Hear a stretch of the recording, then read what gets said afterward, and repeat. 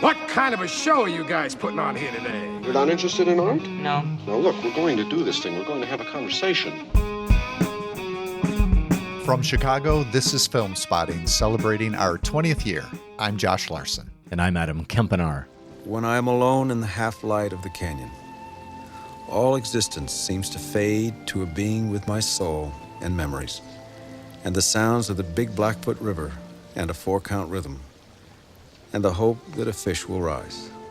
When Robert Redford died last month at the age of 89, he left behind a formidable legacy as an actor, as co-founder of the Sundance Film Festival, and as a director of films like 1992's A River Runs Through It. We remember the icon this week with our top 5 Robert Redford movies. That and more ahead on Film Spotting.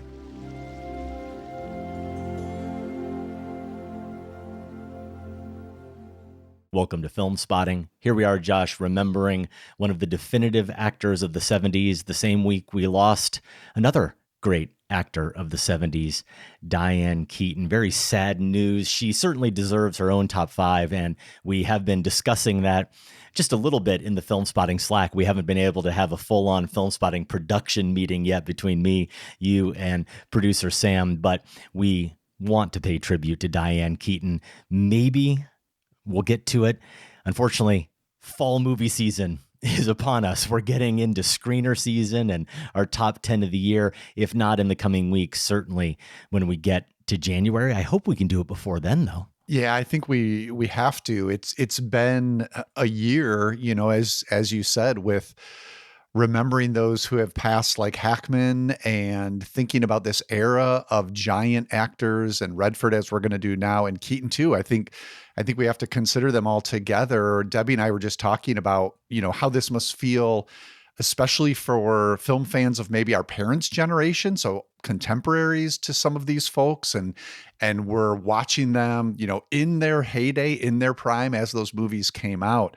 You know, the loss has to feel even more. But yeah, Keaton, you know, as is the case with these legends, you and I always still need to do more homework. And so that is what it would be nice to do with her filmography as well. I think of her first and foremost, as most people do, with Woody Allen, as a Woody Allen collaborator. And for me, she was always sort of that tonic to Woody Allen that I needed, even going way, way back when I was younger and just experiencing him.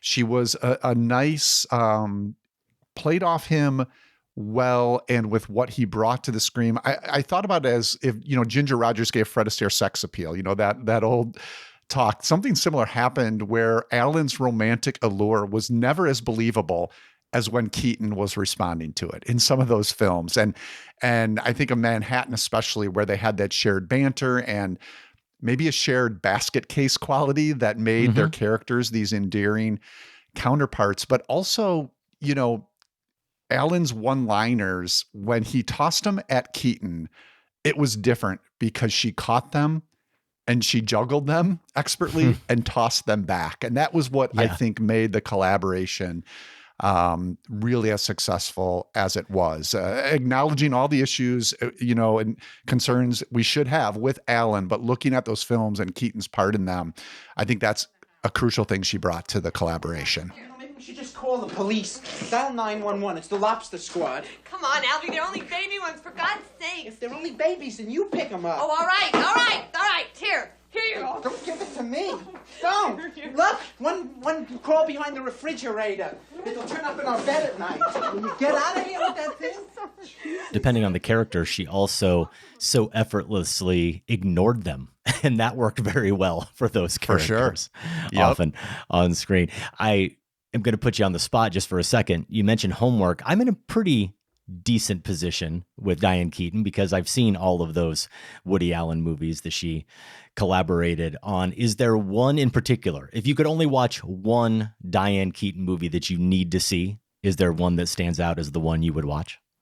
Yeah, it's the one that came up on the show recently, Reds, and you had that on your top 5 Jack Nicholson scenes list, another 70s legend we've reckoned with recently on the show, and I just had to sit there and take your word for it. So, that is one that I definitely would probably watch first. I'm pretty good in terms of the Allen films as well.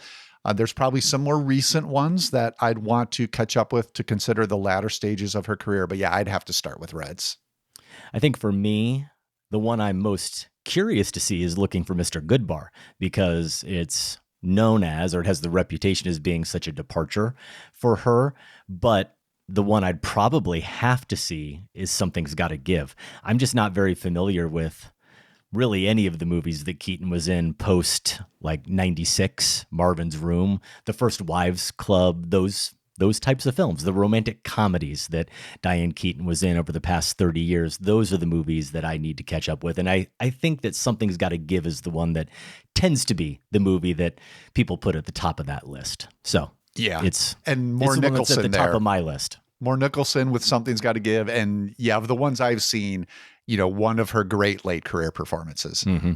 All I know is I'm putting interiors in every slot on my top 5. So if you haven't seen it, you better do that homework. Josh, in the Film Spotting archive, we do have Sacred Cow reviews of The Godfather, parts 1 and 2. I think we did that just for Film Spotting family members, at least The Godfather Part 2. Godfather Part 1 was a Sacred Cow review, and you can find that in the archive if you're a family member. And as part of our Pantheon project, we've been putting it off, but Annie Hall, an anniversary, will be coming up in 2027. I don't know. Maybe we need to bump that up on the calendar, Josh, and pay tribute properly to Diane Keaton with a discussion of that film. We will see if that happens. Later on this episode, we will also preview the Chicago International Film Festival. It starts right now. If you're hearing this, the festival is going on. It runs through the 26th. You will also hear Massacre Theatre. You will also watch Massacre Theatre, potentially, because we remind you that Film Spotting is now available as a video podcast. If you're a Spotify listener, you can toggle between video and audio. You can also watch the show on YouTube, and you can find a link to those video episodes on the main page of our website. Josh, you can also go to filmspotting.net/episodes. I can't wait to get the feedback, Adam, on my first visit to a Scottish barbershop. I finally got in after over a month here. And yeah, I don't know if it's a little more of the, proper football look, a little closer there, but we're getting to know each other. So yeah, viewers of Film Spotting can track my Scottish haircuts as we go along here. You're opening up a scary door there, Josh, asking for comments about your hair. First up, on this week's show, we are paying tribute to Robert Redford, and we decided, as we alluded to on our last show, as we teased, we are doing Robert Redford movies. So not individual performances or individual scenes. We want to include, as we said in the open there, trying to encompass his entire legacy, though we're not going to count Sundance movies that maybe he shepherded through somehow. We're just going to talk about movies that he starred in or movies that he directed. Those are eligible for this list. And Josh, I'm going to let you take it away, though I will acknowledge that his first feature was 1960's Tall Story with Jane Fonda and Anthony Perkins, and Redford's role was uncredited as a basketball player. Of course, he appeared in movies in the 60s, the 70s, the 80s, and the 90s, on into the 2000s, and up until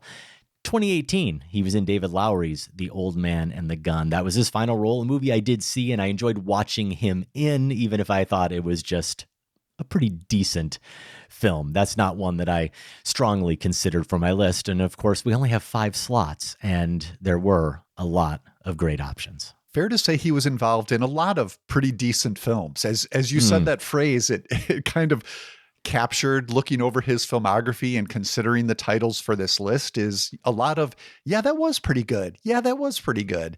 And then, of course, our task is to narrow it down to these top 5. And you're telling me I can't have Sundance as my number 4 pick. I'll have to maybe figure something else out the here. Fest? No, the Fest not itself. The Fest. Okay. All right. Yeah.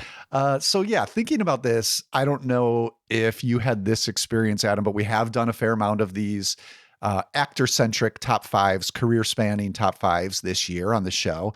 This one felt very different than, say, the Gene Hackman one we did or the Jack Nicholson one we did. Those actors to me had this antagonistic energy, and it was one that arose out of a sense of inner distress that both actors in different ways could electrifyingly convey. You could probably put, we didn't do a Pacino top five, but we did talk about Dog Day Afternoon, A Sacred Cow, Pantheon Project review of that. And I think you could put Al Pacino in this category too.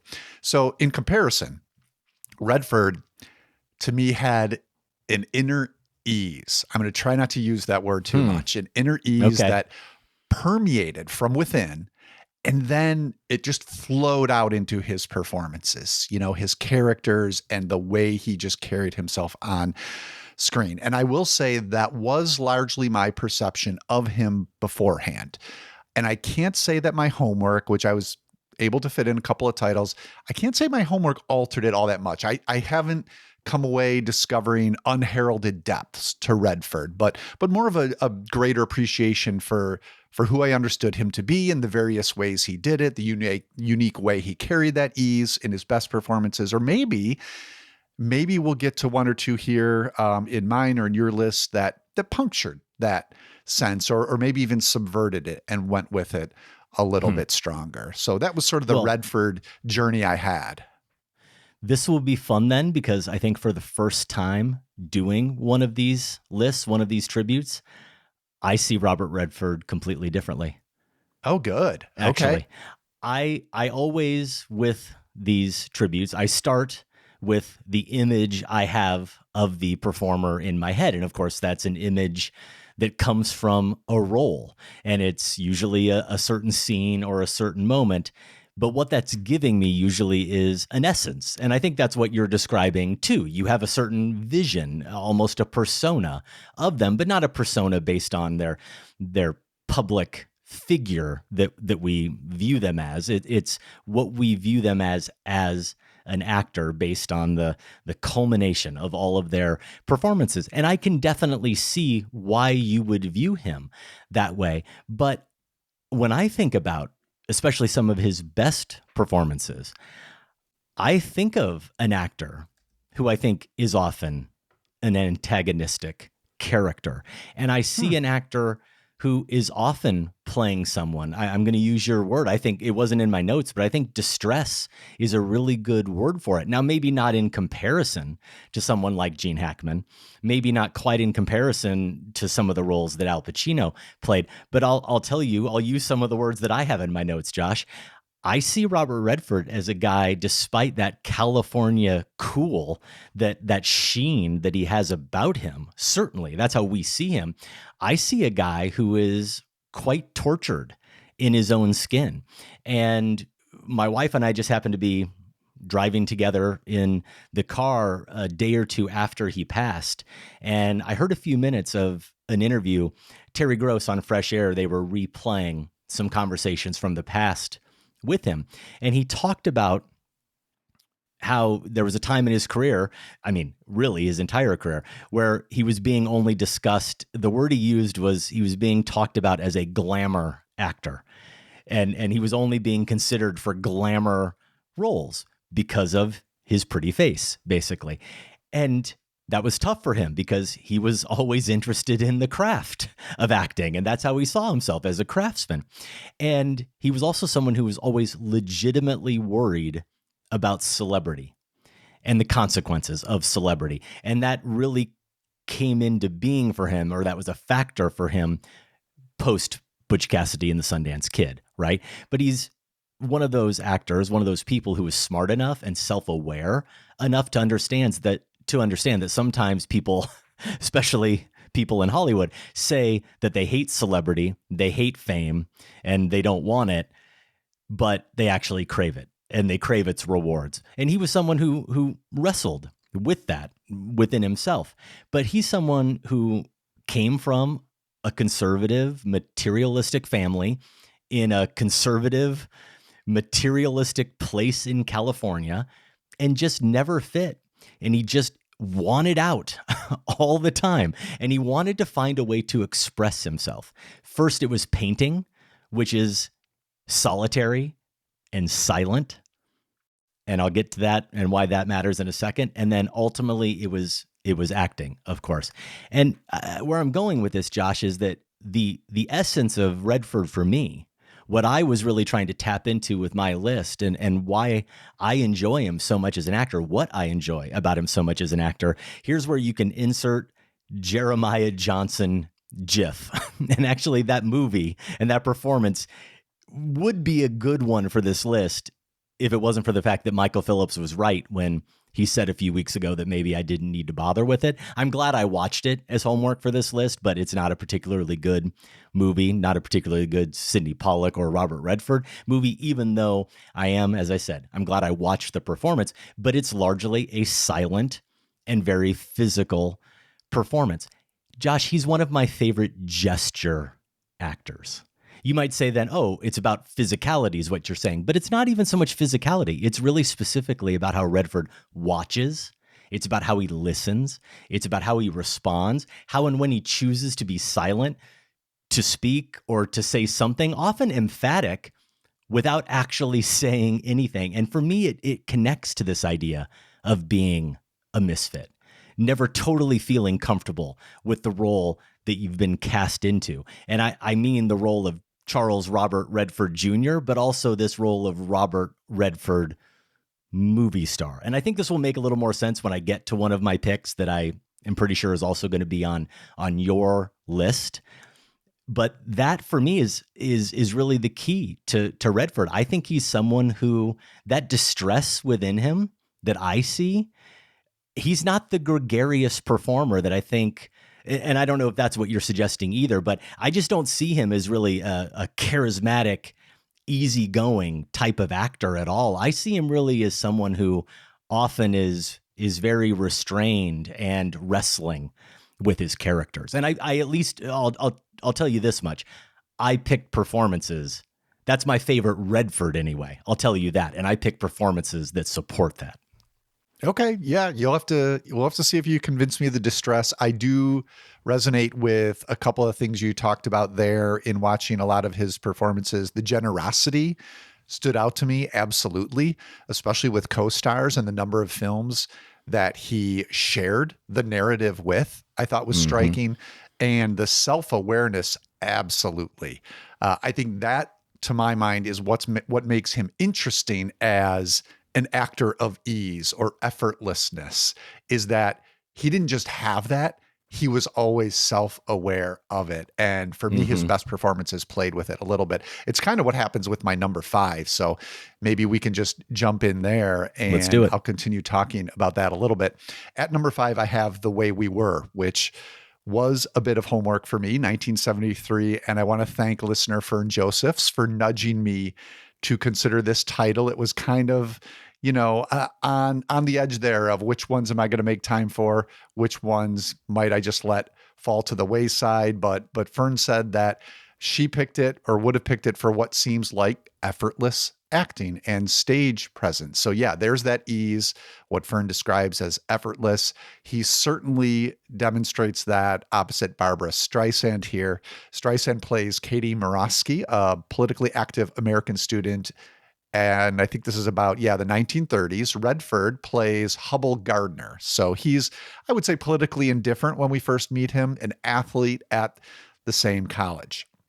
Now in college, they have a mutual curiosity, though not much more at that point. They're traveling in very different circles and sort of looking at each other askance from afar. The movie jumps ahead and they do bump into each other in New York City about a decade later. This is after World War II. That curiosity grows and sparks into an affair. This leads to a marriage and a stint in Hollywood where Hubble gets work as a screenwriter during the Blacklist era. Can I ask you a personal question? Sure. Do you smile all the time? No.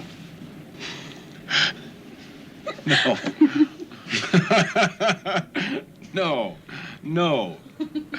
Again, Adam, like you, glad I watched this. I don't know that it entirely worked for me as an epic romance or even necessarily a political drama, but it was fascinating for this list and in the context of Redford and the why it is here at number 5, because to me, this is all a case study on the dichotomies that these two stars embody: intellectual / athlete, Jewish / WASP, uniquely beautiful / classically handsome, insistent force / casual charm. And within that context, Redford gives this astonishingly dexterous and self-aware meta performance.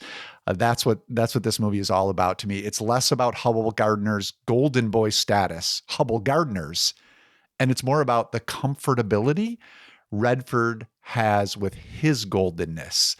And you can see in so many of these scenes that Redford has that understanding of it and that it somehow exists. I think this is a key to him. And it makes him way more interesting than just the glamour star. This comfortability exists outside of his own ego. He never preens. I don't think you can find Robert Redford preening. And in that, that opens up the door for a little bit of discomfort. And this is maybe where you were going, Adam, and the things you tapped into more with your picks. A hint of discomfort with it here and there. Maybe at the end of the day, he's ultimately fine with it. It depends on the performance, depends on the role. But here in the way we were, he's definitely playing with it the entire time. Sidney Pollack, the director, very aware of all of this. There's an incredible shot when we get to that New York City section. We're reintroduced to Hubble. Haven't seen him in a while. We've been spending some time with Katie instead. And she sees him at a nightclub.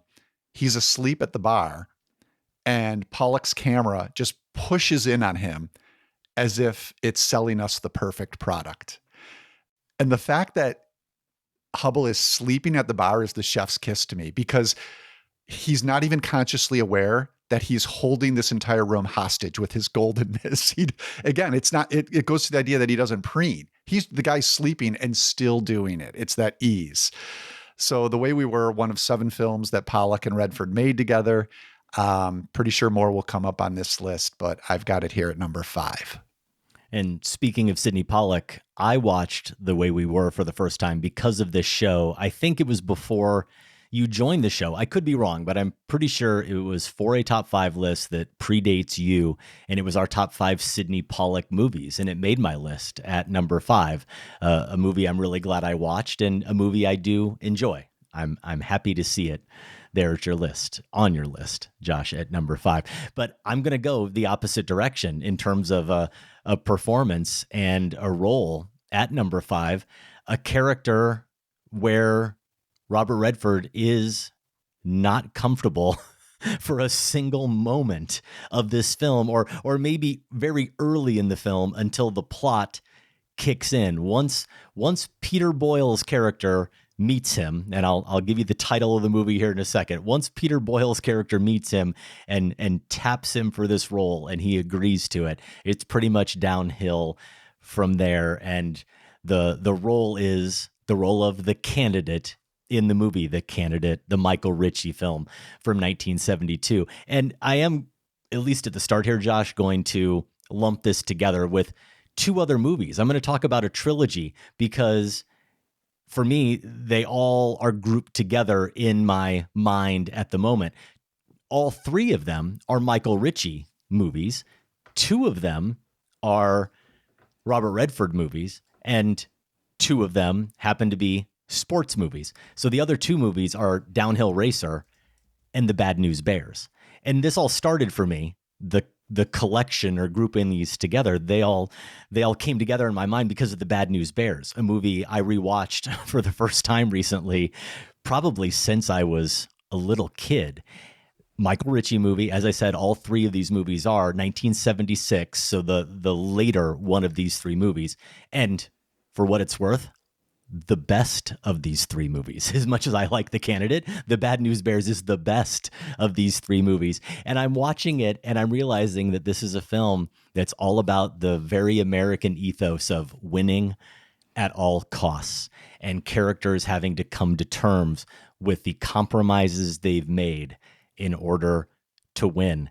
And I'm realizing, boy, that sounds kind of familiar, like another Michael Ritchie film, like The Candidate, only the world is politics instead of Little League Baseball. And then I watched Downhill Racer and I realized that, oh, it's back to sports, except it's skiing, competitive skiing, Olympic skiing instead of Little League Baseball. And Downhill Racer is the one with Redford. That one came out in 1969. Candidate was 1972. So this was something that Michael Ritchie, as a filmmaker, I haven't done enough research. I assume it was consciously, or maybe it just turns out he was drawn to this type of material. Michael Ritchie was very, very drawn to, he was very interested in exploring this idea on screen. And when Redford becomes this candidate, Bill McKay, I think it's a neat analogy for what we're talking about with Redford, because the analogy to his good looks would be in the movie. The only reason he's approached as a candidate is because Bill McKay's father was formerly the governor, right? Very popular. And so he's got that name recognition, and he's going to lose. They know he's going to lose. So they're saying, you have nothing to lose. You can say whatever you want. Come out on the campaign trail. But as he goes along, he actually starts to make some progress, and he has to wrestle with that, then who he is becoming along the way. I think the time has come when the American people realize that we're in this together, and that we sink or swim together. Jeremy Larner wrote the screenplay, Josh. He won an Oscar for Best Original Screenplay that year, and he had been on the campaign trail with Eugene McCarthy. So he knew this world. He knew those compromises that candidates made. And the scene here for me, the one that sticks with me, and the one that really goes with my overall point about Redford as a performer here, is what is a pretty famous scene where it's late in the campaign and he's in the back of the car that's driving him around, and he's reciting his stump speech to himself. And so it's a verbal scene, Josh, but it's also one of these gesture-driven scenes in a way, because it's Redford, it's McKay kind of losing it and playing with the words as he says them. And you know those moments sometimes when you have said a word too many times in your head and you start to almost forget what that word even means, or it starts to sound funny to you. That's what his entire stump speech is starting to become to him. And so the way Redford plays with the words and the way they roll off his tongue, it's not so much listening here, but it's still something silly that he's doing just with his mouth that I enjoy watching so much. And it's so effective that a lot of people have always assumed that Redford was improvising this scene. That's the naturalness with which it comes off. But it's not. It's all completely scripted. And Larner, in an interview, said it really well, Josh. He talked about this. He said, you go over the falls, you lose yourself, you become eternally confused by the difference between yourself and who your public thinks you are. And it's a disarming, dissociative experience. And Redford played that very well. The better McKay gets at campaigning, the more he loses himself. I say to you, can't any longer. Oh no, can't any longer play off black against old, young against poor. This country cannot house its houseless, feed its foodless.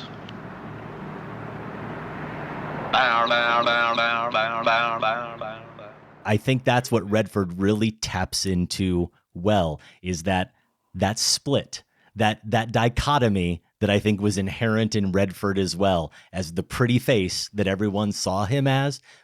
And he always saw himself as someone who was able to give a little bit more. Whatever it was, it comes through really well in The Candidate. So you just unlocked something for me regarding another pick on my list that I made that we'll get to in just a bit. So I'll come back to this. But yeah, it supports sort of an instinct I had for putting this other film on the list. And I love that reading. I really like The Candidate. I think it's a very strong film and great performance. It was an honorable mention for me. But we'll come back to it. For now, I have a different title in mind at number 4. And this is, speaking of Redford and Pollock pairings, as I mentioned with The Way We Were, I heard from Patrick Banks via my Larson on Film email newsletter, who highlighted his favorite of the Redford Pollock collaborations, 3 Days of the Condor. So that's my pick here at number 4. Patrick said it's one of the best of the 70s political thrillers. Its poster is proudly displayed in my family room, right next to 2 other fantastic 70s thrillers, Black Sunday and The Taking of Pelham 1, 2, 3. So in Condor, Redford plays Joseph Turner, a low-level CIA researcher who returns to the office after lunch one day to find every one of his colleagues murdered. This is the distressed pick on my list, Adam. To use your term, we absolutely see Redford not in control here, out of his element, not the suave guy. He's still elegantly disheveled, for sure, and he's never quite clumsy. But yeah, this is someone who does not have supreme control of the situation, and nothing comes easy to him. Part of the thrill of the movie is watching him use his wits to outthink these tougher, better trained spies who are on his trail. Patrick put it this way: he's an intellectual who must use all his smarts to avoid bullets from all levels of assassins. You expect me to draw fire. Like one of those penny arcade bears that parades back and forth waiting for somebody. Somebody very good just to take another shot. And you're just gonna hang around and pick him up before he does it? Or just after? I'm gonna try and find out what's going on. I'm gonna cross-check all those names. Nice talking to you, Higgins. Oh, wait a minute. Have a nice day. Where are you going? Where will I find you? So I do think there's maybe a bit of subversion going on here to that easygoing matinee idol persona in 3 Days of the Condor. It's a stress test of that for me, and that's what makes it a very interesting Redford performance. And I love the choice because I really am a fan of 3 Days of the Condor. But what's ironic to me, Josh, I think your read of the film and the performance and the character is right on. But the spy movie that I considered for my list that had just a slight advantage over 3 Days of the Condor was the relatively more recent Spy Game. And what's the really difference in those characters and performances, though? That character is definitely in distress. He spends the entire movie trying to get his friend and colleague, the protege that he trained, played by Brad Pitt, out of a harrowing situation, right? But he plays it only with elegance. He plays it only with charm and ease. It's the Redford that you might imagine, who is the CIA professional who has to always just act like everything is perfect because everything he's doing is a ruse. He's doing it on the down low, right? So it's a completely different type of spy character and spy movie to 3 Days of the Condor. And I love that we get both types of Redford characters and performances in those spy movies. Yeah, Spy Game, honorable mention for me. I'm a big fan of that one too. So my number 4 is a nostalgia pick that had to be here. And it doesn't go with my Redford thesis here as much as some of my other choices, though. Now, as I say that out loud, it doesn't go with it, Josh, only because I don't have a great scene that depicts him listening, reacting, small gestures. What I do have is a lot of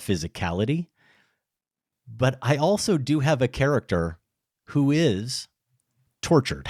I do have a character who has a haunted past. I have a character who is trying to keep that past and those secrets at bay because he doesn't want them getting out. And the movie is, I also like that I'm getting to the 80s here, at least one different decade, not the 60s and the 70s.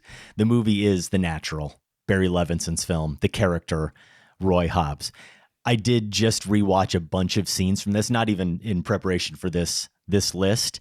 And maybe I'm just too much of a sucker, Josh, but the end of this movie, which, yeah, dramatically different than the book, which is way more cynical and most people think is better, at least people who don't maybe love the movie or come at this from a more intellectual point of view and appreciate more pessimistic, cynical things.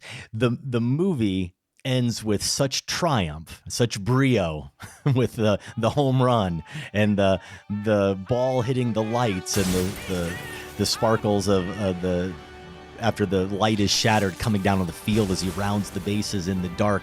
It's incredible. And the music, the triumphant score. I still get chills. I get chills now watching it for the millionth time. And here's where I give Redford so much credit. The movie's called The Natural. We do have to believe that he is this natural performer. As a pitcher early in the film and as a hitter most of the film early on, but also especially later in the film. And that really is Redford throwing the ball throughout the movie as a pitcher. One of the best actors playing a pitcher you'll see in any movie. I know Kevin Costner gets all the credit and deservedly so as one of our best athletes on screen. But Redford's performance here is right up there as a pitcher, looking the part, playing the part, throwing the ball for real. And as a hitter, he is often the one hitting the ball, sometimes hitting the ball into the stands. Josh, no, he didn't hit the ball into the lights. That was some movie magic. But he is sometimes actually hitting a home run. That's his natural swing.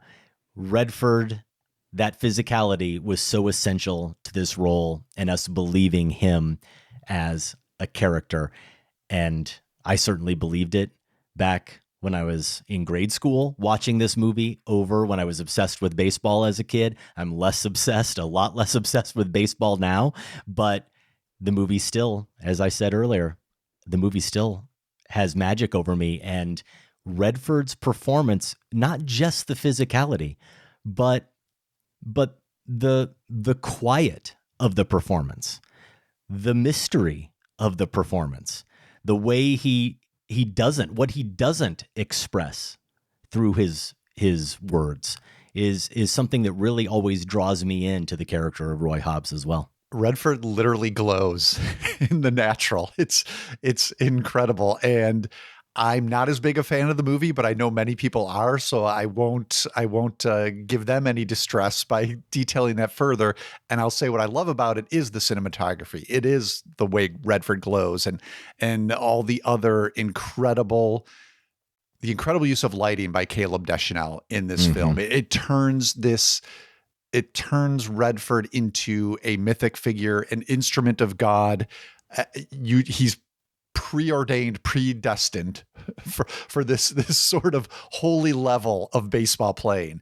And if there's something for me a little narratively less interesting in that visually, I've got to give you there may not have been a better actor to choose to be that instrument. Than what they want to do in The Natural. He's not the only one that benefits from Caleb Deschanel's cinematography. Glenn Close as well. Oh, that shot. Course, that's my favorite shot. That shot. And I did just find this out recently. She actually thanked him when she got her Oscar nomination for Best Supporting Actress. She thanked him, saying that he did all of the work basically, and she was probably right. And it's funny you mentioned that about maybe the religious overtones in a book that just came out this year called Baseball the Movie that Noah Gattel wrote. He talks about something that I never fully picked up on, at least back when I was a kid. I certainly wouldn't have picked up on it. The myths all of the different mythological narratives that The Natural taps into. It's like 17 different stories that we're all familiar with, from the Bible to the Odyssey to the Fisher King. I mean, anything about King Arthur, like it's all crammed into The Natural, which I suppose for some may be overstuffed, but it's also all of those myths are also what contribute to it feeling like something we latch onto and can't forget. And just for those who haven't seen it, there is this moment where Glenn Close is in the stands and this heavenly spotlight comes down on her. Yes. What's incredible about it is this is not a nighttime scene. It's the daytime. And somehow Deschanel manages to pull that off. So, all right, let's go, Adam, to a pick that is about puncturing myths, I feel, and maybe a little bit more in line with what you've been keying in on with Redford. And this is a directorial effort. It is Quiz Show from 1994. Quiz Show was based on a real-life TV game show scandal in the 1950s. In the movie, John Turturro plays the reigning champ of this show that's called 21.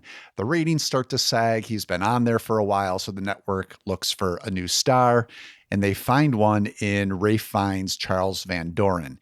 He is a handsome, waspy, sound familiar, Columbia University instructor who becomes morally conflicted and complicit as he enters this quiz show world. This is sturdily directed, which I think you could say of most of Redford's efforts as a director. It's a very gripping story full of what would I do elements. You're asking yourself that question continually throughout Quiz Show. Would I say no here? Would I put a stop to this? And in terms of its overall place in Redford's career, I wonder if this is something of a self-interrogation on Redford's part. And here is where we can circle back to your pick of the candidate, I think, Adam. I can see Van Doren being a stand-in for the tailor-made star, the handsome boy who things came easily to, at least on the surface. But perhaps if you're that person, if you're behind the scenes, you know that it's not that simple. It's not that easy. Maybe compromises have inevitably been made along the way to your acclaim, to your stardom. And obviously I'm getting into some psychologizing here, but it tracks with your setup and your discussion of the candidate. It's just intriguing to think about what Redford might have seen in this story to bring it to the screen. And I wonder if it is something of what he got to play with as an actor in The Candidate. I lied to the American people. I lied about what I knew, and then I lied about what I did not know. In a sense, I was like a child who refuses to admit a fact in the hope that it'll go away. Of course, it did not go away. I was scared. Scared to death.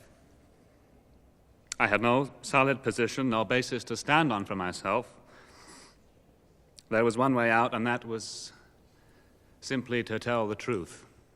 So Quiz Show, an honorable mention on my top 5 films of 1994 list we did some years back. I know I reviewed it on its release, but I could not find that anywhere, even in my, old print clippings I had. So rather than pull from that, I'm going to cite Manola Dargis. This comes from her LA Weekly review of Quiz Show at the time. And she used language that somewhat fits with my theory here. She called it a terrifically entertaining account of the tarnishing of television's golden age. And I do wonder if it's that tarnishing quality that perhaps Redford was intrigued by. Either way, he made a pretty great film, my favorite of his as a director, Quiz Show. Quiz Show, an honorable mention for me, a movie I do quite appreciate, Josh, but there is another Robert Redford directorial effort I like more. Haters like Michael Phillips be damned. I don't care how cheesy, I don't know, it may feel now, some 45 years later. I'm going with the movie that won Best Picture in 1981. It is his debut as a director, Ordinary People. And yes, I can look back now. I have not seen Tess, but I like Coal Miner's Daughter. I really like Coal Miner's Daughter. I like Ordinary People better. Do I like Ordinary People better than Raging Bull? No. Do I think Robert Redford should have won Best Director for Ordinary People over Martin Scorsese for Raging Bull? No. I don't think he should have beat David Lynch for The Elephant Man either. I like that movie more than Ordinary People, but I'm not an Academy voter, and I can't go back in time and change how that came out. All I know is I've always loved the movie Ordinary People, and I don't think I probably have to go into a lot of detail, Josh, in order to explain why it's on my list in terms of my Redford theme. Ordinary People, just Google that and repression, right? It's all about the things we say and the things we are brave enough to say because we've been holding them in. This is the story of Connie, played by Timothy Hutton, who feels tremendous guilt after being involved in a sailing accident where his older brother Buck died, and it feels to him, and it feels very much to the audience as well, like his mother Beth, played by Mary Tyler Moore, favored Buck and hasn't really been able to move on. With Buck being gone, Donald Sutherland plays Calvin, the father, and Judd Hirsch is the psychiatrist trying to help Conrad through this. If you needed a little more, though, I found an old, kind of Q&A on Entertainment Weekly, or an oral history, a brief oral history. And Robert Redford, I wanted to know what drew him to the material, Josh. I wondered if there was something that would fit with my my notion here of what would bring Robert Redford, what would draw him to this material, the original source material, the book by Judith Guest. And guess what he said? I was looking for a piece of material that was about behavior and feelings. When I read Judith Guest's book, I thought, this is it. Behavior and feelings. It's behavior. Behavior is the best word to describe what it is so much that I love watching Robert Redford do on screen. It's not make grand pronouncements. It's not dexterity with words. It isn't even ultimately amazing physicality, even though that is something I love watching in The Natural, a certain type or specific type of physicality. It's the way he expresses behavior and that combination of behavior and feelings. And I think he does it very subtly more often than not. I do want to draw attention to one scene because I think you hear this a lot, right? And it makes sense.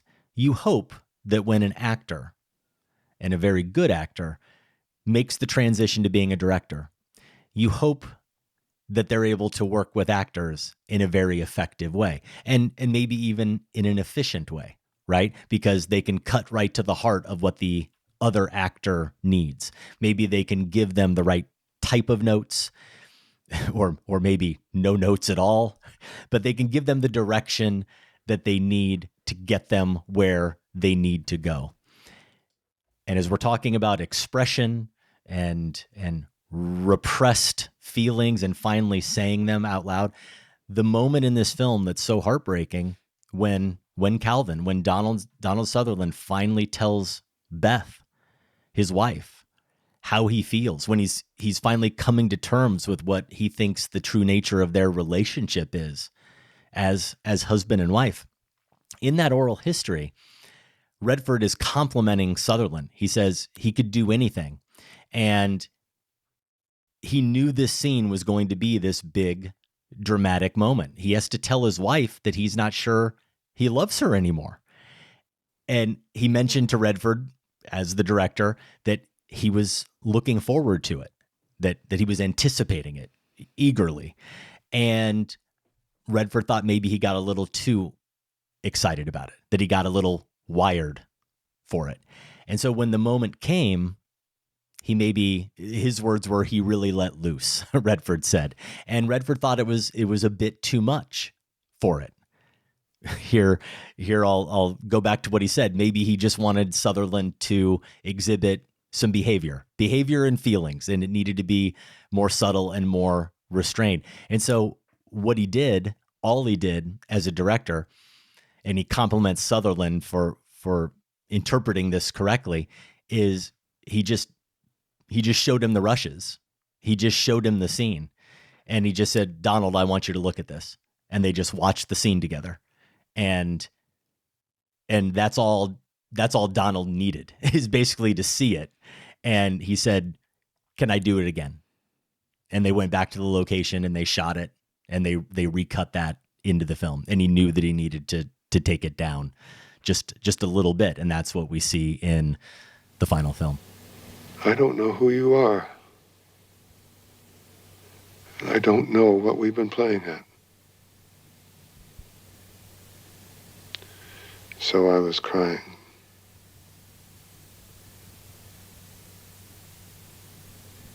Because I don't know if I love you anymore. Yeah, I do like Ordinary People, not quite as much as you, but as you've been talking about gestures in terms of Redford using them, I think of that scene where Mary Tyler Moore, who's excellent in this movie. She is. Her son is trying to connect with her at a certain moment, and instead she prioritizes adjusting a vase. Mm-hmm. And if you could ever have just a small gesture that communicates everything you need to know about a character, it's something like that. So yeah, I was thinking about that too, when you mentioned you were picking Ordinary People, of what is Redford bringing to a project like this as an actor turned director. You probably see that particularly here in Ordinary People. All right, my number 2, getting into iconic territory here. It's Butch Cassidy and the Sundance Kid. Relatively early in his career, but I still think maybe a test of the Redford charm, because, he's playing this wanted robber in the American West of the 1890s. So he's ostensibly a bad guy. He's the Sundance Kid, and Paul Newman is Butch, and they're robbing folks. Newman, of course, by this point, he was way more experienced at playing the anti-hero. He had the likes of HUD and Cool Hand Luke already in his filmography before he got to this in 1969. It's fun to see Redford pushing in that direction, but let's all be honest, neither of these guys is an anti-hero in the way we would talk about, say, a Hackman character or a Nicholson character. This is really more a mythology of the Old West robber as dashing romantic figure.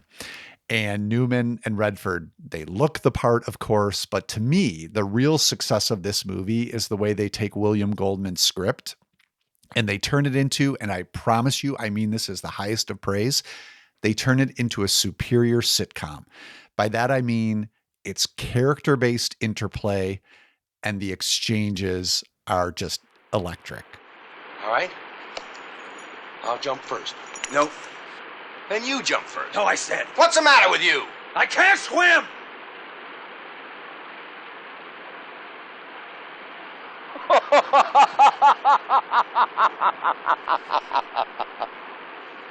Why, are you crazy? The fall will probably kill you. As the title suggests, Butch Cassidy and the Sundance Kid is also a good example of Redford's willingness to share the spotlight, which we touched on earlier. And think about the major movies where he did this. Streisand in The Way We Were. The Sting again with Newman, which was 1973. Out of Africa with Meryl Streep. There are probably others we could mention, including my number 1 pick, which I'll get to shortly. But I have Butch and Sundance here at number 2. Honestly, could have maybe put in an argument for number 1, but raindrops keep falling on my head. It's every time I watch it, Adam, it's still there. It's still in the movie. So you're not a fan of Raindrops, is what you're saying? Brutal. Yeah. In that Terry Gross interview, he mentions that when he saw the film for the first time, and I think he's referring to maybe an early cut of it, he's like, what is happening? why is this song here? There's no rain, first of all, he says, and then it doesn't work. Why are you ruining this movie? That was his thought. And then he said, well, what do I know, right?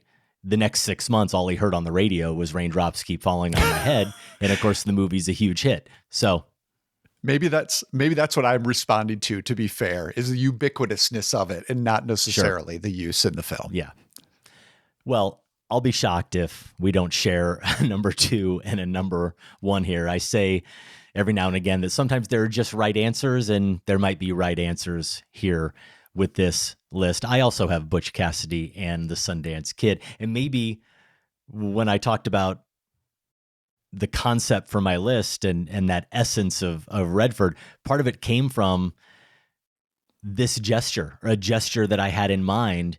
And I don't remember what the top 5 was. I didn't have time to look it up, but a top 5 we did fairly recently. Time is a flat circle, so who knows? It could have been 8 years ago, but I think sometime in the past 3 years or so, we did a top 5, and I had Butch Cassidy and the Sundance Kid on it. And I talked about my favorite moment being the famous scene where Sundance wants to shoot his way out and Butch wants to jump, and Sundance has to admit that he can't swim. But what I love about it is Redford's choice, the gesture after he says, I can't swim. He admits he can't swim, and there's a pause, and Redford just does this very pronounced shrug and head nod. And he, in that silence, Newman then, after that silence, he bursts out laughing.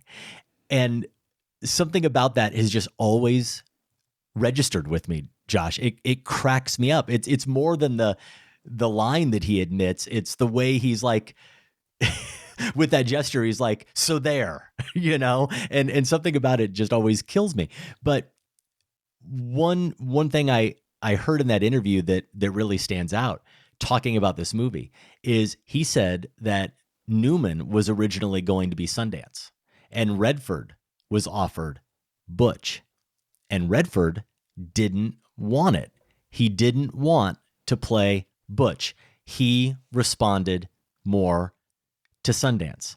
He felt like that was a character he was more interested in playing and could play better. And what's the big difference? At least what I'm going to tell you what I think the big difference is. The big difference is Butch is the talker. Sundance lets his guns do most of the talking. Butch is the jester. Butch is the provocateur. He's the charming one.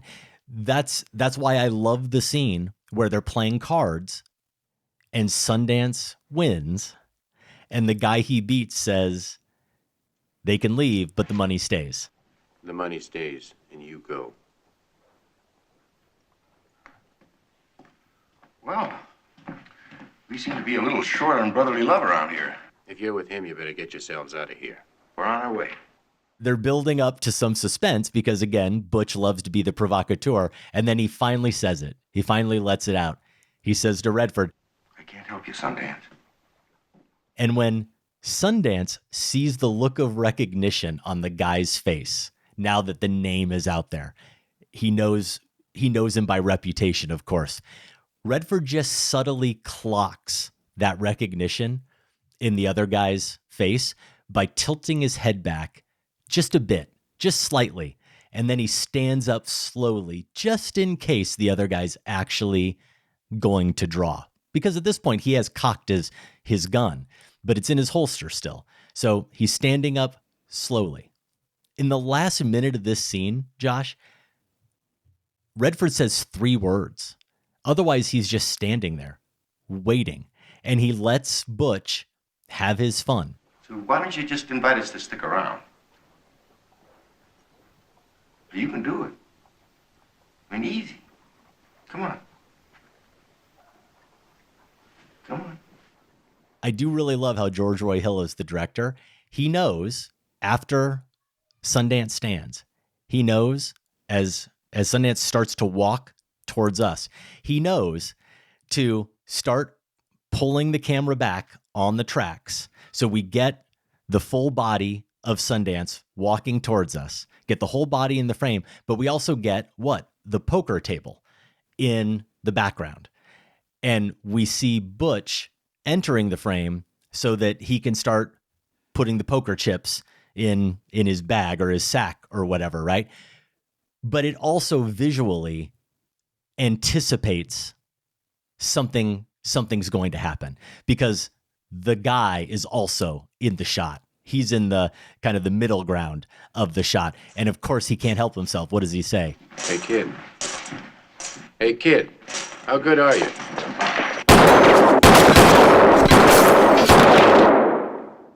And if you watch the scene, Josh, what's so great about it is Butch is there, as I said, picking up the money. The guy asks it twice. How good are you, kid?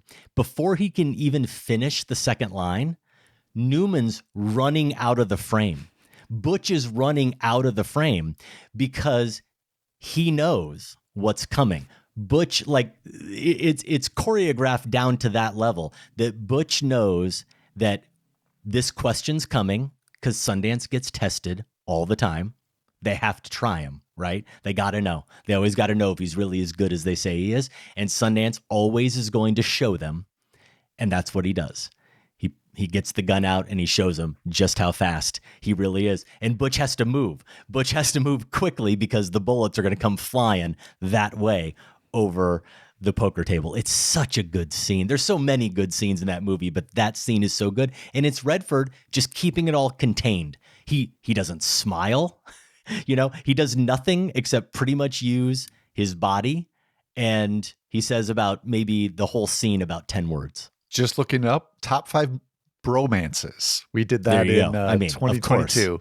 Yeah. And you had it there at number 2. All right. Should we get to All the President's Men? Yeah. I think it has to be there, right? I think it's about time. Redford is the Woodward to Dustin Hoffman's Bernstein.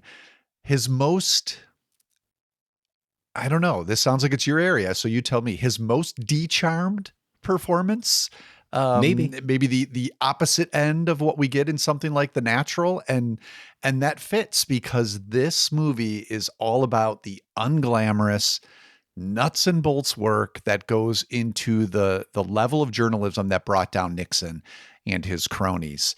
And Redford is completely in sync with this. Similar to how you were just describing the Butch character and him wanting Newman to have that, he allows Hoffman to be more of the charmer here, right? Or at least have more of the personality. Yes. The lively one in the scenes. Now, when we did our Sacred Cow review of All the President's Men, I called out one of my favorite scenes, which I'm going to refer to here because it's also, to me, the epitome of Redford's acting career. It's where his Woodward manages to get Kenneth Dahlberg back on the phone after he'd already been hung up on. So this is a long single take where a couple of phone calls have been going on during this single take. And Woodward has to play that tenuous game that reporters play of being direct in his questioning, not wasting any words, but also not scaring the subject away. I know I shouldn't be telling you this. I gave it to Mr. Stans. I beg your pardon? I gave it to Stans. Maurice Stans? The head of finance for Nixon? Yes, in Washington. Now, what he did with it, I really do not know. I see. Were there any other checks, sir, that you might be aware of that could have come? That's all I had to say. When Woodward is so close to getting what he wants, when Dahlberg basically says, I know I shouldn't be telling you this, watch Redford's eyes. They close slowly, as if he's saying a little prayer. It's like it's fishing, right? You don't got the nibble, you've got the snag, but it could still go wrong. And his eyes in that moment are just waiting for the full hook. It's just a masterclass of an actor being compellingly simple while being on one side of a phone call. We never cut to the other actors we hear in the scene.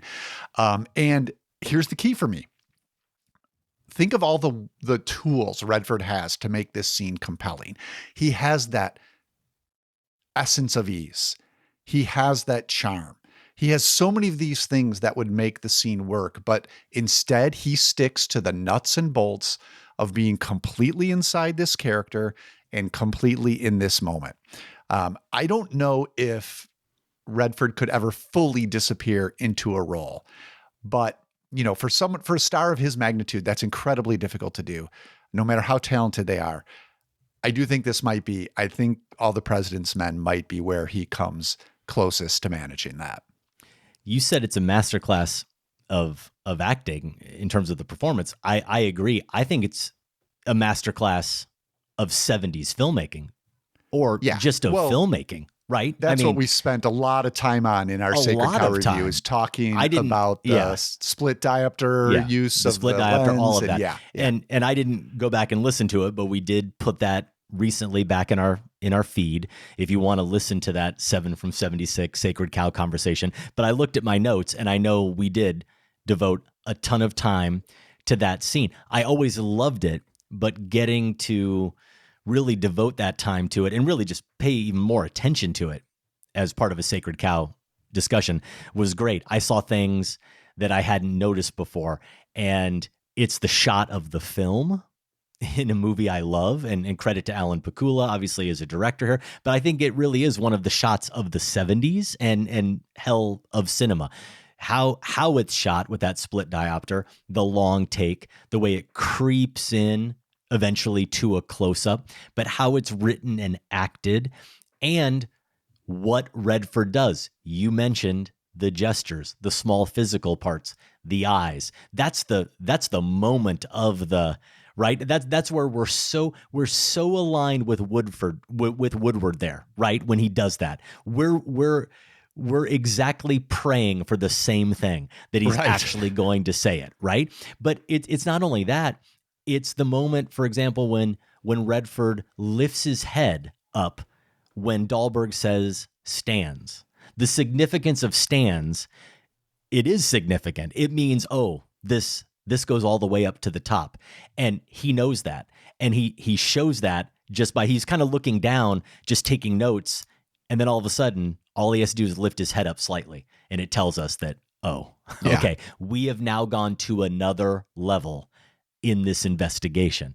And that's Redford just doing really great, subtle work. But it's almost not quite, because that scene is incredible. And if you're watching us on YouTube, I'm sure Sam is showing it, but I also will make sure that we're linking to it in our show notes or over on our website. If you go to filmspotting.net/list, it's such an incredible scene. It's also fun, though, Josh, just watching, of course, the scenes where Redford's talking to Deep Throat. The way Redford exhibits paranoia, the desperation, the way he is so craving, as here again, we are too, as an audience member, and the way Redford is our surrogate, craving more information. And he's wanting so desperately to just ask some direct questions and get direct answers. And he's trying sometimes to cajole more information out of Hal Holbrook's Deep Throat character, but he also understands that he has to do this on that character's terms. He has to do it on Deep Throat's terms, or else he goes away and he has nothing, and he risks sinking this entire investigation. Forget the myths that the media's created about the White House.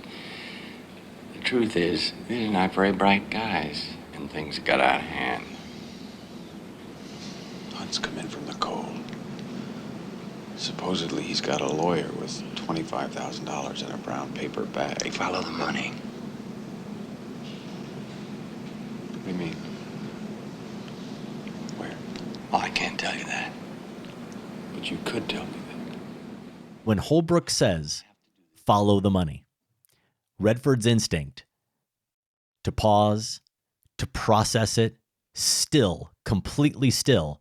He understands that this is so major. He stays completely still, and then he says where. And when he says where, he leans in. He just leans in slightly. He knows how important this is, and he leans in as if leaning in will somehow get him to say where the money is going to lead him, right? Of course, he's not going to tell him that. And he says, I can't tell you that. But I love the lean in that he does there, Josh, as if that's going to somehow pull the answer out of him. So yeah, All the President's Men had to be number one of my all-time favorite movies, and a movie that is in the Pantheon for a reason. Those are our top 5 Robert Redford films. We would love to hear your picks. You can email us feedback@filmspotting.net. A few other titles have come up, Josh, but would you like to officially put some honorable mentions on the record? Yeah, we brought up Spy Game, the candidate on your list, both of those honorable mentions for me. Wanted to give a nod to River Runs Through It, which I saw on its release and actually rewatched for this because, I wanted to make sure I gave, significant consideration to his directorial efforts, and again, sturdily directed, as I said, but mostly interesting because Redford just hovers over this thing like a ghost. As a director, of course, but he has the voiceover. I'd forgotten that. His is the voiceover as the older version of one of the brothers here. And of course, just the fact that Brad Pitt is shockingly a Robert Redford stand-in in terms of physicality in this movie. Maybe not quite yet acting ability, but that is still another, you just feel Redford throughout this film. And I also thought it was interesting about, thinking about Redford as placing himself or his interest in landscapes, which has been a through line in his career, which also brings me to another bit of homework I did, Out of Africa. I liked it. I'm just going to say, I actually think Redford is not good in it. But since this is a career memorial praising him as an actor, I'll leave it at that. But yeah, River Runs Through It is definitely another one I considered as an honorable mention.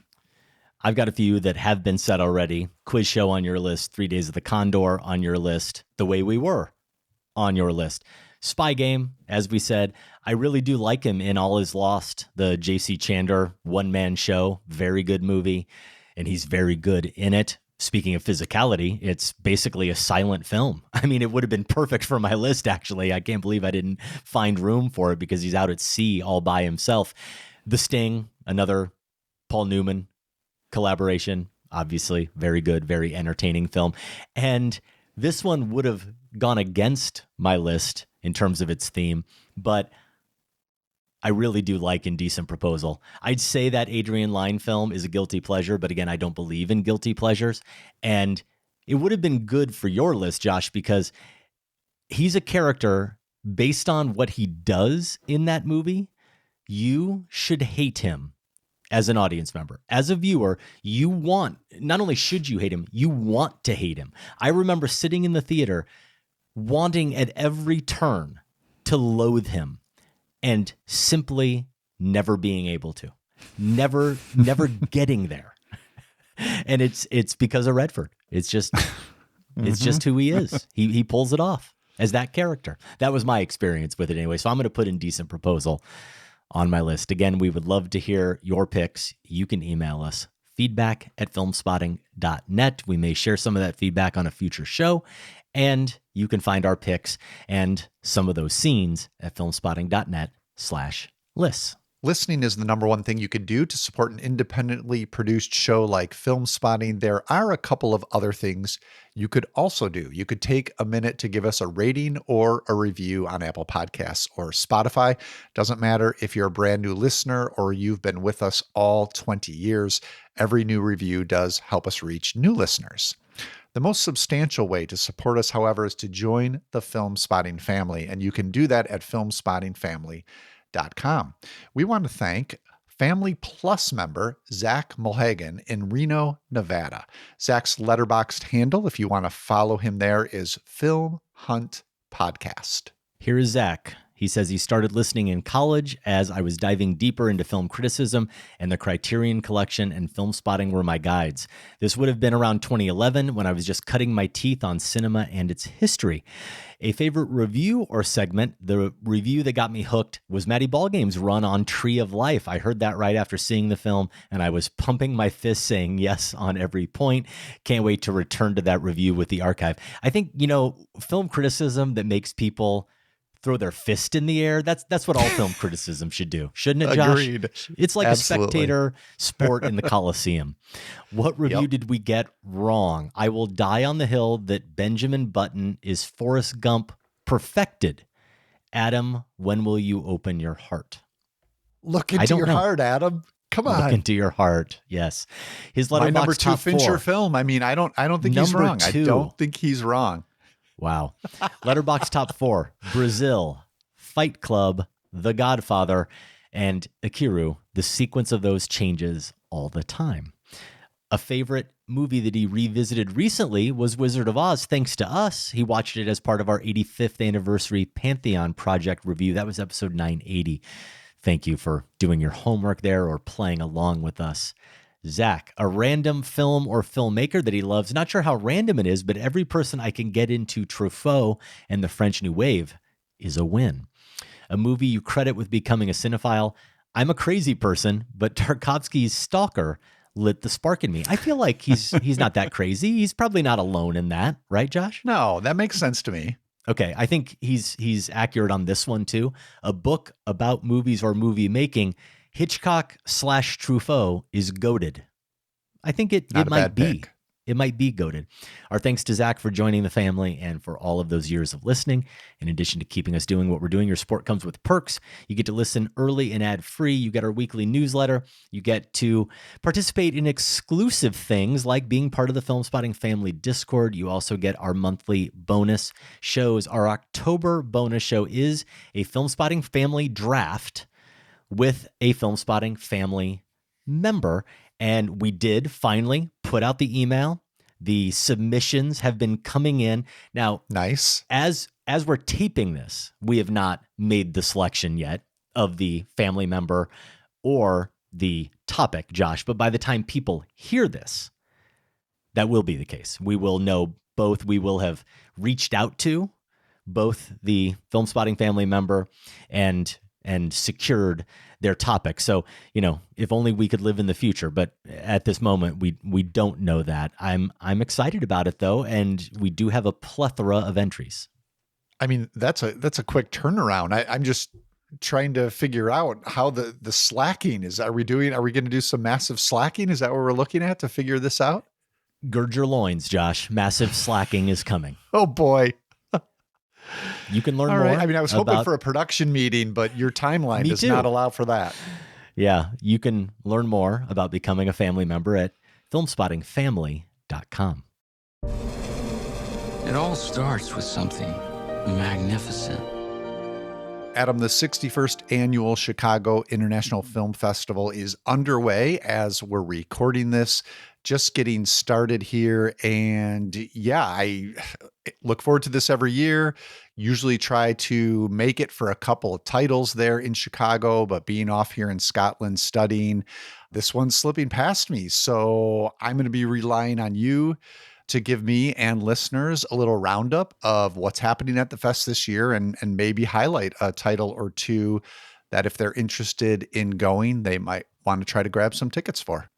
Well, as you know, I'm in Iowa City, so I may not get to as many films as I would like either, though I am making a trip to Chicago, and I will see at least a few films at the fest. We typically, with these previews, try to highlight smaller films, and that's because we try to do a bit of a service for our audience. And what I mean by that is we don't need to promote the bigger movies, the special presentations. Those are going to find an audience. They probably are already sold out, but there's a lot of interesting films or films that look or sound interesting to us, sometimes by filmmakers that we know are interesting filmmakers, but they might go under the radar. So we want to highlight those, and maybe those have some tickets available for people who are listening to seek out. That said, I'm going to give you 4 bigger titles real quick. And one of them is a movie I am going to get to see this Friday night. As people are hearing this, it will have already passed, but Friday night at the Music Box, October 17th, Frankenstein, Guillermo del Toro's film that's coming out here in a month or so. That's one of the special presentations. It is playing again on October 20th. I don't know if there are tickets available or not. It might be Rush Line only, but sometimes you can get in. Rush Line, I'm actually, Josh, very excited to be bringing 10 of my film criticism students from Iowa City, and we're closing out our little trip to the fest with that Music Box screening of Frankenstein. Of course, one of the big movies that everyone's buzzing about this fall is Chloe Zhao's Hamnet. First of all, if you just told me that I'm reading here the synopsis, the powerful story of love and loss that inspired the creation of Shakespeare's masterpiece Hamlet, I'm interested. Then you tell me it's Chloe Zhao. Then you tell me it's Jessie Buckley and Paul Mescal. Yes, of course, I want to see Hamnet. That is playing Saturday the 25th and the last day of the fest, the 26th. Nouvelle Vague. I mean, come on. Richard Linklater reimagining the making of Godard's Breathless. Yeah, of course I want to see that. That's Sunday the 19th, and then the last Sunday of the fest, the 26th. Right before that, at the Siskel, though, Josh, they're playing Breathless. So you can do a double feature of those. That's fun. Back to back. I think it's noon and then a 2:30 of Nouvelle Nice. Vague. Sentimental Value is also one of the films I'm most excited about this fall. That's the new Joachim Trier film that stars Renate Reinsve, who I thought they were so amazing as collaborators on The Worst Person in the World a few years ago. This reunites that actress and director. That's another special presentation that's screening Sunday the 19th and then Saturday the 25th. So those are some special presentations, may already be on your radar, may not. In terms of some smaller films that I'm very interested in trying to see, Josh, Michael mentioned this movie that played at Venice that I believe he saw and recommended. It wasn't just one that he said there was a lot of buzz about. The new documentary from Laura Poitras called Cover Up, which is a film about Chicago journalist Seymour Hersh, and is about accountability, holding those in power accountable, and the journalist's role in that. I don't know, seems fairly relevant right now, right? Friday the 24th, Cover Up is screening, and Saturday the 25th. We did a marathon a few years ago, Argentine cinema. We watched a couple films by Lucrecia Martel. She's got a documentary that's playing at the fest that chronicles the trial of 3 men who killed the leader of an indigenous community in northern Argentina. I'm intrigued. Saturday the 25th, Sunday the 26th. This one, Josh, I don't know anything about the main character of this documentary. I love docs, so I've got 3 docs here that I'm mentioning. I don't know anything about this main character. I don't know anything about this director, Andre Horman, but the description says, shot over 10 years, this intimate family story charts the path of an aspiring cowboy's coming-of-age struggle in the American heartland. So just the fact that the subject matter itself interests me, but the fact that it was shot over 10 years also sounds like a fascinating project. That's called The Cowboy, and that's Monday the 20th and Tuesday the 21st. And then 2 more maybe under-the-radar titles. You may recall that we were both fans of Radu Judah's Do Not Expect Too Much from the End of the World. Yeah, last year. For sure. He's got 2 films playing the festival. One is Dracula, and that's just under the spotlight heading at the festival. It is a version of the Dracula story, though you can imagine it's got his own absurdist take on Dracula, from what I understand. And then he's got a movie that's in the international competition called Continental 25. I'll read you the description. Plagued with guilt over her role in the suicide of a recently evicted man, court bailiff Orsolia wanders the city of Cluj in search of absolution. So 2 very different movies by Radu Judah playing the festival. And after seeing Do Not Expect, which was the first Judah film I had seen, I'm going to be interested in any film, or films in this case, that he makes. I've got 3 other titles for you, Josh. These are 3 titles that I've seen that are playing the festival. One of them is a documentary that's part of their Black Perspectives lineup called Seeds that just came out this year. I think it played at Sundance is where it premiered. It's from a director named Brittany Shine, who is a cinematographer by trade. And boy, can you tell watching the movie in terms of her eye, the black and white cinematography. It's a portrait of Black farmers in the South. And as you can imagine, they're not having a good go of it. It's about their resilience. You also can probably imagine that it seems as if they may not be getting a fair shake, that they've been taken advantage of a bit, but they have this tremendous legacy that they're trying to still fulfill, that they're trying to continue. And it's not a talking heads documentary. It's not filled with a lot of information. You know, it's not dense in that way. It's dense with imagery, certainly. And that's why people should seek out Seeds. I don't have the exact dates that's screening, but you can look that up at chicagofilmfestival.com. The Helsinki Effect. I told you I'm into documentaries. I watched The Helsinki Effect. This is from director Arthur Frank, and he's a Finnish director. It's a documentary that consists entirely of archival footage from the 1973 Global Security Conference that took place in Helsinki. Like Brezhnev and Gerald Ford, the whole world converged on Helsinki. It plays on Saturday, October 18th and Monday the 20th. It's in the documentary competition. It's intriguing. It's interesting. I'm glad I watched it.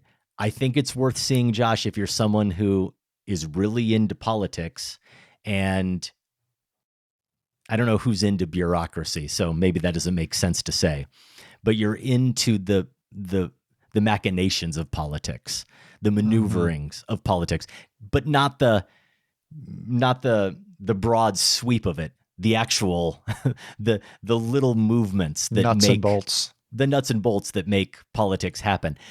What I'll say about it, though, is that I think it has a very worthwhile payoff. And it's a short movie. It has a worthwhile payoff. It takes a long time to get there. And what I mean by that is maybe you've even done this once or twice in your career as a writer, whether writing a review, writing some kind of, it could be a news report, or maybe it was a longer feature. And maybe you've had an editor say, I understand why you're withholding this, not a twist, but you're withholding this kind of surprise reveal for the end because you're trying to build up to it. You think that it needs to build up to it. So you don't want to reveal this ending just yet, but you're going to lose people along the way unless you give them something.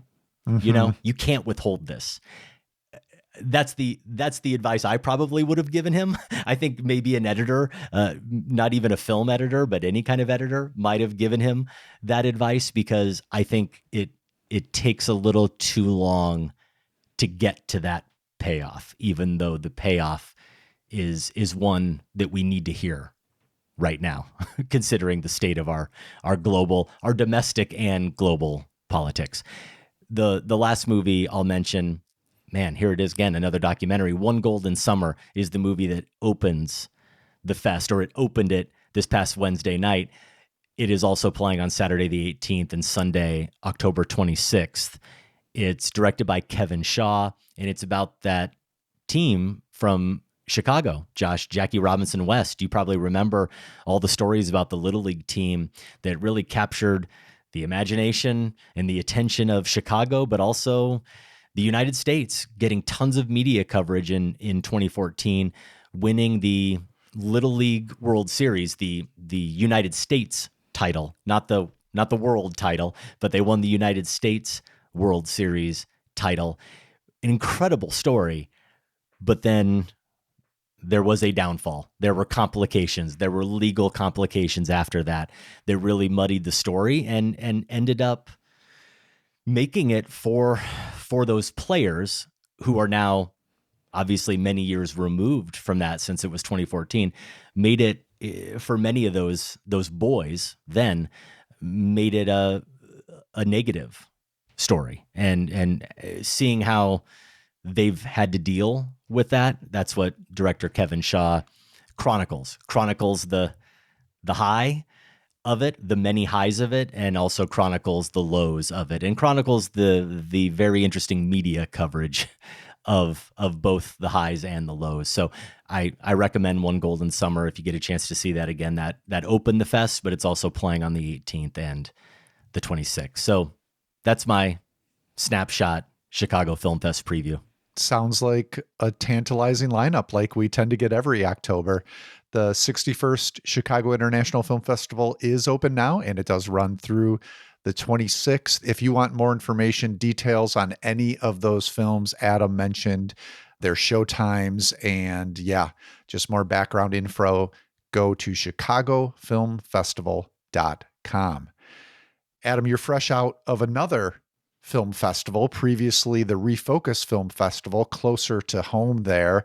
How did things go? I saw on Instagram some photos of you and Michael there in front of the crowd. Yes, I felt a little left out, I'll admit it, but I just had to miss this one. But give us a little feedback on the recording of the show and some of the movies you caught. Yeah, it really was a good time. October is a very busy time with Refocus and the Chicago Film Festival, usually coming right on the heels of each other, sometimes overlapping. Michael did come to town, his second trip to Iowa City in a row, and his first time at the Refocus Film Festival. We had a good turnout Friday afternoon for our live taping. We did a top 5. We've been talking about it the past couple of weeks here on the show. Our top 5 movies adapted from Iowa writers. Got a lot of good feedback. I had a lot of fun with the top 5. We ended up talking about some movies that this was the good feedback to get. We talked about movies that a lot of people in the audience weren't familiar with. And that's always good. We like sharing movies that people then get to discover, or in some cases, they say, oh, I've heard of that one, or I've always heard that's supposed to be good, but I've never taken the time to see it. Now I'm going to go see it. We got that quite a bit. So the feedback was really great. Michael and I had a very good time. I didn't get to see as many movies at that fest. The age-old dilemma, you never get to see as many as you'd like. You never have as much free time as you would like. But I want to thank Andrew Sherburne, the executive director, Ben Delgado, longtime Film Spotting listener, Ben Delgado, who's the programming director. They did put together an incredible lineup, and they made the event a really smooth one for us. Our listeners will hear that top 5. We usually save that and play that around Thanksgiving. So we will share that later in November. And as I said, I thought it was a good one. I did get to see one movie that was really a highlight. I know you've seen the movie, Josh. I think you might have watched it last year at the Chicago Film Festival, The Spook Who Sat by the Door, the movie, the satire, Ivan Dixon satire from 1973. His daughter, Noma Dixon, who travels with that movie, attends screenings of that movie very often and does talkbacks with the movie, as she did here. She was there, and I was really blown away by The Spook Who Sat by the Door.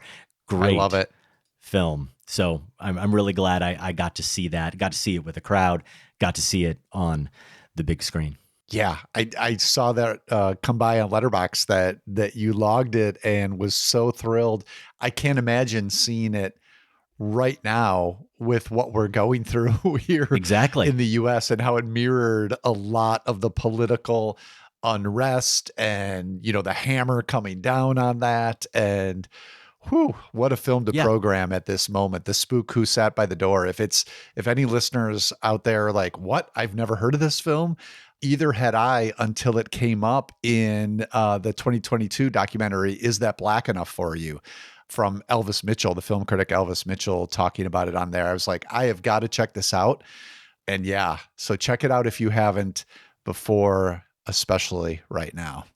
An infamous film in many ways because of its incendiary subject matter and the filmmaking as well, to some extent. But Ivan Dixon didn't get to make much after this. The main Lawrence, maybe you can just make sure I'm saying this 100% correctly, Josh. Lawrence, is it Lawrence Cook, the actor. Lawrence Cook, yep. Lawrence Cook, who was so good, really didn't get to appear in many films after this because of this. David Picker, Noma said, or maybe it was Toriano Berry who did the Q&A, said this, that, you know, David Picker essentially got fired from United Artists because of this film.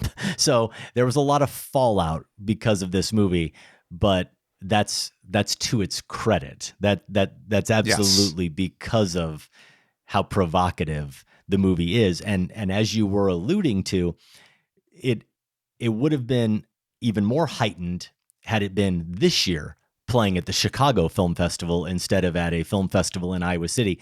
But this is a movie in which the National Guard rolls into Chicago to put down, in this movie though, there's actually a revolt, you know? So it's a little bit of a different scenario, but right. But it would have felt even more relevant in that case. So the spook is and out how by about the a door. double feature with this and One Battle After film. Another right now? I mean, absolutely. Yeah, that'd be incredible. So next week on the show, Josh, your number one film of 1985, ahead of Kurosawa's Ron and the Coen brothers' Blood Simple. That is how much you love. We'll see if it sticks. I have a feeling it will. That's how much you love Back to the Future. Yeah, I mean, in that context, I better bring the justification, right, Adam? You better. I've had this on top 5 lists here and there over the year and referenced its greatness in my mind. But now this is it. If we're doing the Sacred Cow, I don't know, is this going to be a Pantheon project consideration? Maybe. In any case, we're putting Back to the Future under the spotlight. So it's time for me to justify my love for it. I cannot wait to watch it yet again. It is not currently in the Pantheon, but yes, this will make it eligible for Pantheon consideration in the next induction round. It turns 40 this year. There are so many movies coming out that we need to see and we'll try to review on the show. This coming weekend is the last weekend where we looked at the schedule and saw that we kind of had an opening that short of seeing movies at the film festival, which Josh can't see, obviously, we had an opening. We saw that this is turning 40, that it's going to be back in theaters later this month. And we thought, why not? So we're going to give it the Sacred Cow treatment. And yes, maybe cue it up for Josh's Film Spotting Pantheon nomination next year. Also next week, results from the deeply flawed Film Spotting poll asking you to choose one and only one Robert Redford performance. Sam didn't say anything, as far as I know, to you. He didn't say anything to me either, or in the newsletter about how we took out other and just left it Woodward or Sundance. I don't know if that silence means that he's so livid that he's just not going to talk about it, or if he's fine with it and he doesn't care. He's just stewing. He's just stewing alone over it. You know what? I feel better about our decision based on the top 5 list we just shared. I think the fact that we had those as our shared number 1 and 2 picks in the same order justifies making people choose between the two. Some credibility. Yeah. I don't know if Sam agrees, but we'll see if he weighs in on that. For our current show schedule, you go to filmspotting.net/episodes. Speaking of One Battle After Another, Adam, I just queued up the episode of the Next Picture Show where they do discuss the Paul Thomas Anderson film. I've been enjoying it quite a bit. The Next Picture Show, of course, our sister podcast looking at cinema's present via its past. This is part 2 of their Revolutionary Roads pairing. So part 1, they considered Sidney Lumet's Running on Empty an inspiration for One Battle After Another. And now, the latest episode, they're digging into the new film. Spent a little more time than we did, Adam, on the Christmas Adventurers, the white supremacy conspiracy group that is horribly amusing in that movie. We touched on it a little bit, but I enjoyed the conversation so far where the Next Picture Show group is digging into it. New episodes of the Next Picture Show drop every Tuesday, and you can find them wherever you get your podcasts. All right, it's time now for Massacre Theatre, where we perform a scene and you get a chance to win a film spotting prize. Last time we massacred this scene. Where are we? Canterbury. We're close. Anyone know if there's a hotel around here? What? Julian promised me a little bit of action. You still like it in the afternoon? So what'd you do? Rob a train? Blow up a building? Leave the girl alone. You told me he was suave. Wankers are drunk. He's suave. Should have seen him in the old days when he was a real activist. You were the activist. I just wanted to get laid. One time, the police came to throw us out of our squat, and Theo invited them up for coffee to negotiate, only the coffee was spiked with ketamine. Julianne Moore, Clive Owen, Claire Hope Ashity, and Pam Ferris in 2006's Children of Men. It was written by Timothy J. Sexton, David Arata, Mark Fergus, Hawk Ostby, and Alfonso Cuarón, directed, of course, by Cuarón. That massacre was part of our One Battle After Another show a couple weeks back. There's always a tie-in, so why that scene from Children of Men? I count 5 names, 5 actors that you read there, but we are but 2 performers, Josh. How did we do that scene? I mean, Sam has been pressing us with some of his choices for Massacre Theatre lately. Apparently, we've gotten too good at just doing 2-person scenes. Sure. And he feels like he has to raise the challenge. Okay. Sam is also doing something that I don't think he's ever done in the history of the show. He's telling us what his tie-in was. Former/present activists on the run trying to protect an innocent young woman. But wait, there's more. Our listeners always come up with more and better tie-ins. Carrie in Chicago says, it took me a minute, but this is definitely Children of Men. There are a few connections between Children of Men and One Battle After Another. 1, cursed road trip. 2, former activist turns into grumpy, apathetic man. 3, children are the future. There's a great book by Mark Fisher called Capitalist Realism, which uses Children of Men as an example to introduce the concept of this book. I could definitely see Leo's character reading it in One Battle After Another. All right. If Thank he read. you, Carrie. I'm not sure Yeah, Leo's good. character reads. He likes to watch movies. We know that. He'll Here's watch Frederick the movie from version. Frederick from Norway. It's been a while since I saw Children of Men, but the characters indeed have to navigate one battle after another. And Julianne Moore is, of course, a former collaborator of Paul Thomas Anderson. PTA is also known to dabble in the occasional use of the single long take, something that is also used to great effect in Children of Men. There are also thematic connections between the films. For me, they are both films that reflect on how our children and the following generations inherit our battles, conflicts, and that state we leave the world in, all in spite of having no say in their origins. Well said.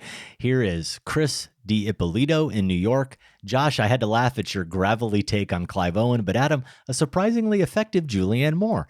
This is why you must keep Massacre Theatre going. I can always count on the segment to provide a good chuckle on my commutes to and from work. Thanks for everything, guys. We did get a decent outpouring. It worked. You threatened I whined to cancel the segment, and you received praise for your performance. There you go. I whined balance enough. has been restored. And I got what I wanted. I got enough people saying that they like Massacre Theatre to keep it around for at least another month or so. Whew. Reach into the film spotting hat. It's more brimming than Top Gun Maverick. I'll say that. I guess that tells you where our audience's head is, right, Josh? Reach in and pick out this week's winner. Our winner is David Martin, who we believe is from Washington, D.C. I think so. Congratulations, David. Email feedback@filmspotting.net, and we will set you up with your very own Film Spotting t-shirt, tote bag, or trial membership to the Film Spotting family. Would that it were so simple. Would that it were so simple. Would that it were so simple. Would that it were so simple. My dear boy, why do you say that? Why do you say twere? Well, you should say it like I said it. We move on now to this week's edition of Massacre Theatre, and this scene will not require any setup. That doesn't mean it's necessarily a famous scene. The tie-in will just be incredibly obvious, right, Josh? It will, and this is the place where listeners, we expect you to do the deep dive, the investigative reporting into other possible tie-ins, because it's going to be clear immediately why we chose it, but there's got to be more here that we're not aware of. So you let us know. There usually is. And I tried to think about what that might be. And when I say tried, I mean, I thought about it for about 7.5 seconds. I didn't come when up did you with do anything, this?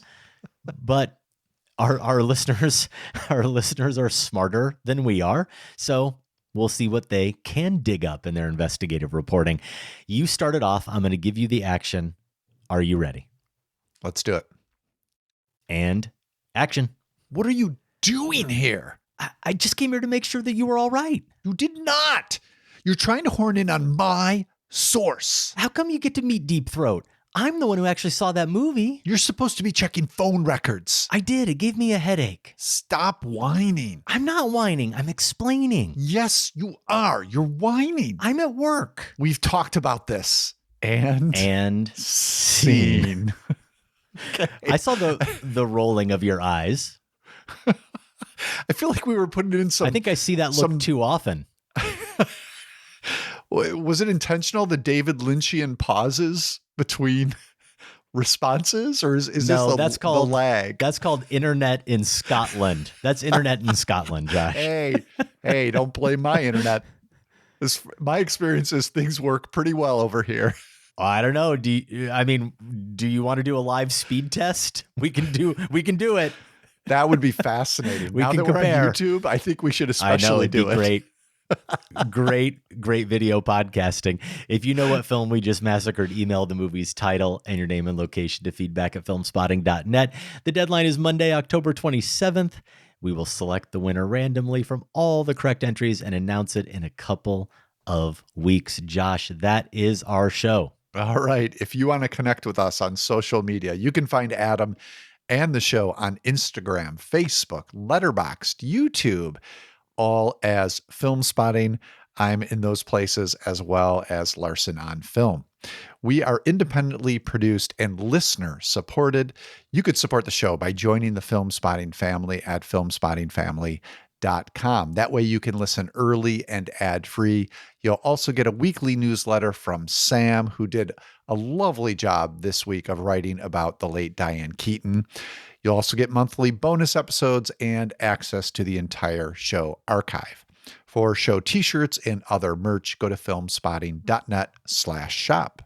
In that archive, you can find that conversation about All the President's Men. It is episode 812, but it also was just dropped in our feed recently, so it's available to the public as our most recent 50 or so episodes. Out streaming or VOD this weekend, good news. Robert Daniels says it's a deeply funny and wonderfully bonkers satire. It's on Netflix. Also on Netflix, The Perfect Neighbor. And on Apple TV Plus, man, do I need to make time for this. Mr. Scorsese, a documentary about the filmmaker by Rebecca Miller, who made Maggie's Plan and The Ballad of Jack and Rose. In wide release, you can see Luca Guadagnino's After the Hunt with Julia Roberts, Andrew Garfield, and Ayo Edebiri. Ethan Hawke is back in Black Phone 2. The Aziz Ansari directed Good Fortune is out with Keanu Reeves, Keke Palmer, and Seth Rogen. And Pets on a Train. It's animated. This is real. It's called Pets on a Train, Josh, apparently. I believe you. I'm going to take your and Sam's word for it. Sometimes I just wonder if Sam is playing games with me, though. If he's doing the Anchorman thing, he just wants to see if I'll read it out loud. Right. And it's his revenge. It's his revenge for us messing with his poll.